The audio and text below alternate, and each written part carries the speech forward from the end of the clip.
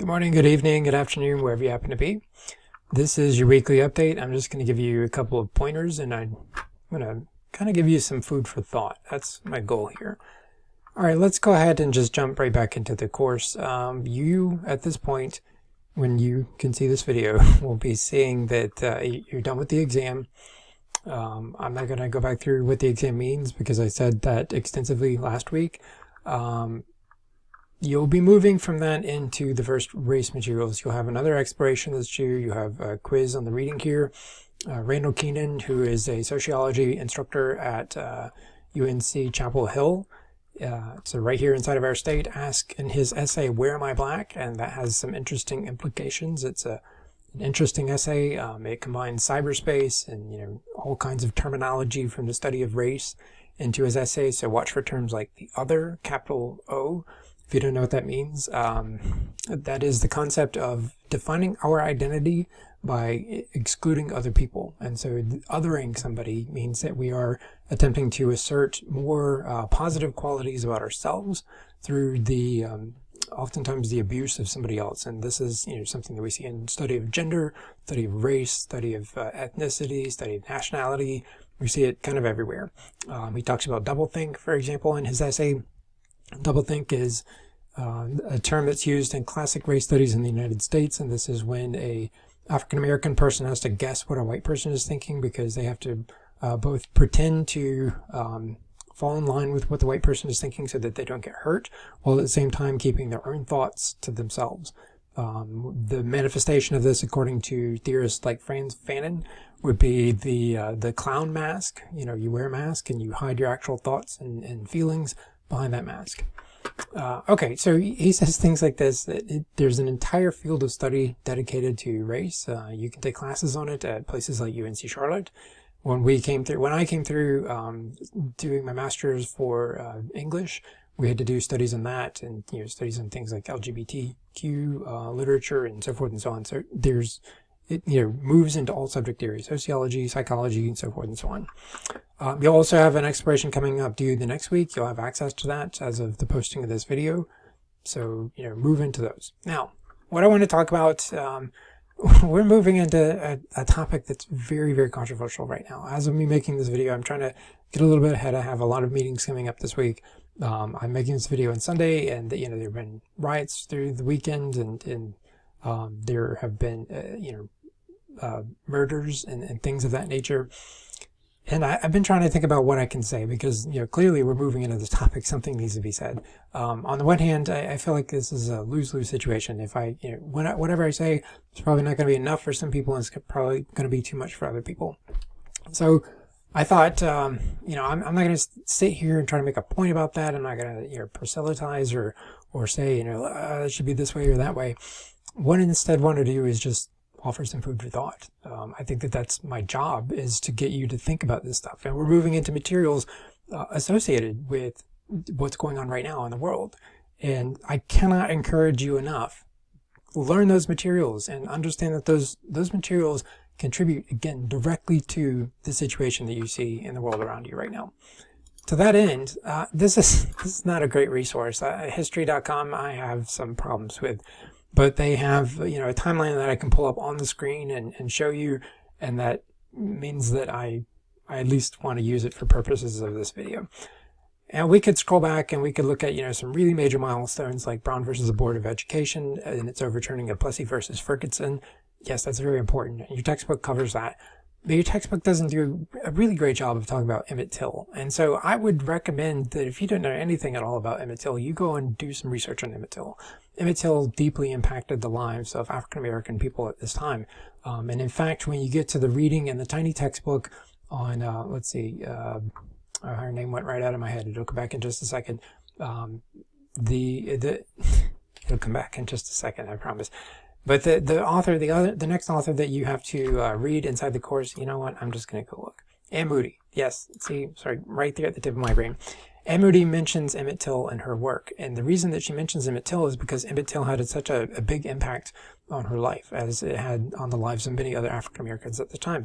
This boy was brutally murdered. This young boy, 14-year-old boy, was brutally murdered because allegedly he whistled at a white woman. And when I say brutally, I mean brutally. His mother made the very brave decision to have an open casket funeral because she wanted the news and the nation to have to confront what had happened to her son. And she did this. You can find pictures of this out there online as well. But hundreds of thousands of people attended the funeral and marched past.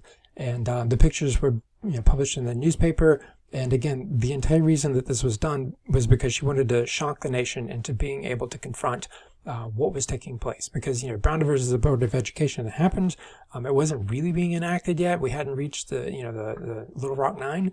And so, racial inequality and racial injustices were still happening across the entire nation. Then we get to Rosa Parks. That's its own story. It's a wonderful story. I'll see if I can say a little bit more about it next time. Get the Martin Luther King Jr., jump forward. We have the guys that sat at the lunch counter here in North Carolina in Greensboro. By the way, if you ever go to the Museum of the New South in Charlotte, they have, I believe they've taken that lunch counter out of Woolworth's in Greensboro and they have it preserved there. It's very powerful to be able to walk through and see that location. We get to the Freedom Riders. We get to, JFK. JFK is assassinated later, and then we get to March on Washington, and really where I'm going with this is all the way up to 1965, Voting Rights Act of 1965. Now, it's easy to read this material, especially as a young person, or even a middle-aged person or something like that, and just read the material and think, this happened in the past, but okay, here's the thing. If you do the math on the Voting Rights Act of 1965, there you go. I made sure that, you could see the dates there. 2020 minus 1965, that was 55 years ago. This means that within living memory, people that are in their, mid-60s to 70s can very much remember being alive at this point. This is within living memory. So the one thought I want to leave you with, again, my entire goal here is not to stand here and or anything like that, is to get you to think about what this information means. This is live information. To look at this and to say, oh, that was a long time ago, it doesn't have any influence, it shouldn't influence us, is ridiculous. We have 401 years of history associated with race in the South. The first slaves arrived in the Jamestown colony in 1619. We don't know much about them, but that is a very, very long history that starts in 1619 and lasts all the way up until 2020, the present. And so again, to think, well, this happened in the past, that doesn't influence the present is short-sighted. And here's my next pitch. The next thing I want to show you is something I do inside my classrooms all the time, is just intended to provoke thought and discussion. If you walk away from this and you say, I don't agree with them. Okay, don't agree with me, but I at least want you to think about why you don't agree with me. I love the Marvel Universe. I love the Marvel Universe. I love going to see all the movies. I grew up with these comic books. It was so much fun. It has been so much fun to watch these characters come to life on screen. But the thing that I always present to my classes is just a single question. In looking at, this is a pretty good representation of the cinematic universe itself. How many people of color do you see represented here? Right. I encourage you, pause the video and go through and count. There are some repeats here. There are some repeated characters. Basically what they did is they took all these different pictures and they kind of mashed them together. But there are not very many people represented, in these images. We could get into the gender aspect as well, by the way. That's a whole other discussion. We don't have very many women represented here or properly represented. By the way, it's just more food for thought. When they made the Avengers movie, they didn't even make the characters for Black Widow like little toy characters that kids could buy because they didn't think that anybody would buy them. They kept thinking like, oh, the heroes are the guys. It's not, the women. And so when we get to a watershed moment like Black Panther represented, basically putting everybody on equal footing. And if you think, oh, this is just a movie and, they're getting involved in politics. No, absolutely not. Stan Lee himself made Black Panther with the intention of giving full representation in his comic books. That's what he wanted, is he wanted to provoke a conversation. And by the way, Black Panther's not the only one. If you go into the X-Men comics were actually made during the Civil Rights Movement, and they're made as a representation of that conversation. Basically, he wanted to disembody that conversation. These are people that are different, and so should we treat them as equals? And that was the conversation he, again, wanted to have. So built into Marvel's DNA is this conversation. This is not just something that some studio executive somewhere shoehorned in. This was, baked in from the very start. But at least ask yourself, okay, well, what does that mean? Why do we not have proper representation of men and women, especially minorities in these movies? And to me, that is a very, very important question. We have, again, 10 years of these movies, and we've gotten to the point where we have one lead African-American actor and one lead female actor, and the rest of them are, he got his own movie, he got several movies. All three of those guys got their own movies.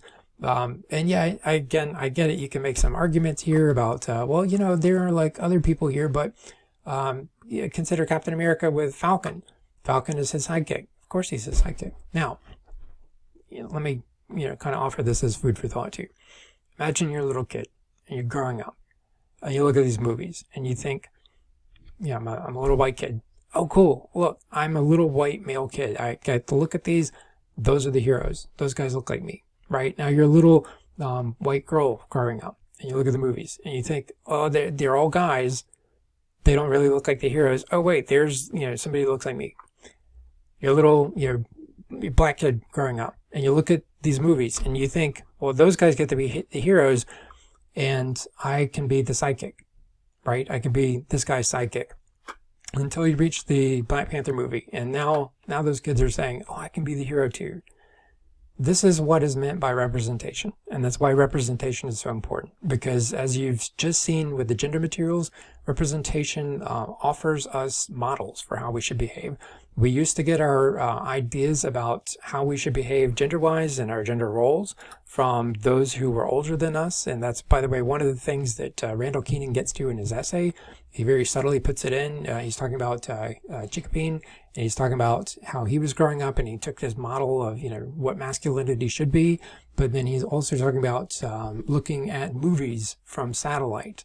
And so by the way, he picks movies very cleverly. He picks movies. Die Hard, Lethal Weapon. He picks these movies because you have a white main character and a black secondary character who is oftentimes supporting that character. So he's essentially engaging in that conversation about representation throughout.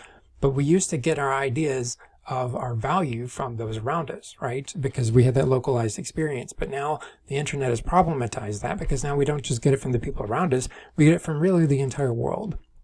So when you look at a conversation like this, that's why it's so important, is who's being represented?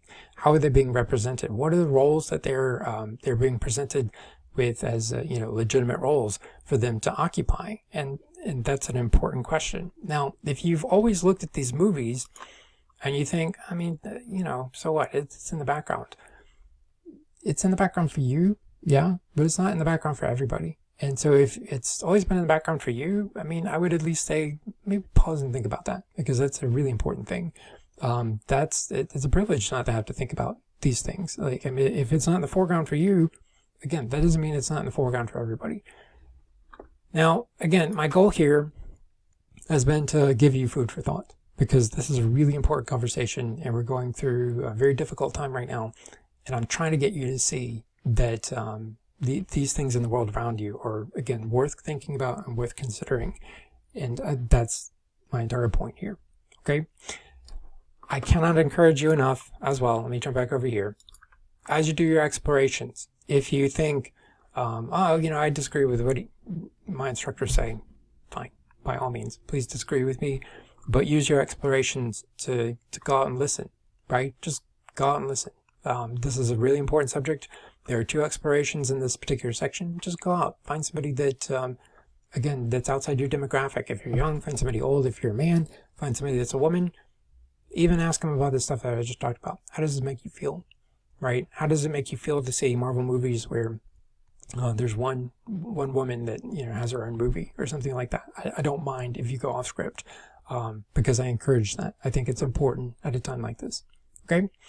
If you disagree with me as well, email me. If you think that, I missed something or that I got something wrong, email me. I'm a person too, and I'm just trying to create a genuine conversation here. Okay? I will send out another video about this next week, and I'll see you later.